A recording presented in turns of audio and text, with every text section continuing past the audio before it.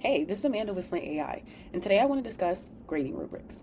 As many of you know, while utilizing activities, Sparky provides some feedback as well as suggested grades. But what I want to talk about today is the two different methods of going about configuring rubrics. That way, Sparky is grading your kiddos exactly how you need him to.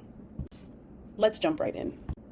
Now, for this activity, we're working with ELL students. So I've asked Sparky to differentiate writing strong claims for students that are between level 2 and 4. So there's some scaffolding here involved. What I haven't done yet is actually ask Sparky how exactly I want the students graded. So what we're going to do is input precisely how I want students to be graded for this particular activity.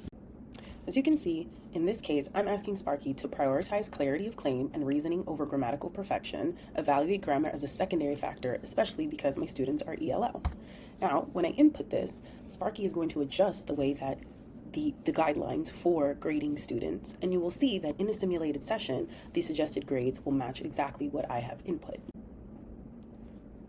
Right? Here is a clear way of looking at how Sparky has updated the guidelines for grading students. Now, in our second example, right, we're going to build manually. So formally, right, we allowed Sparky to build and in essence provided the guidelines. But building manually is slightly different. In this case, you can see, right, the activity remains the same. We're still writing strong claims across an ELL population whose levels are 2 to 4.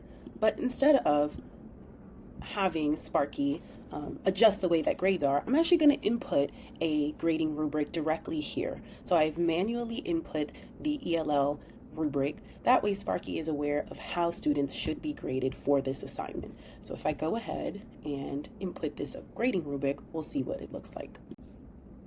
Now the activity is updated, which means if I were to simulate the session, Sparky has already seen the manual rubric that was added in. So it knows exactly how it should be grading students based on this particular activity. I hope that was helpful, and please feel free to share which method best works for you in your classroom. Thanks.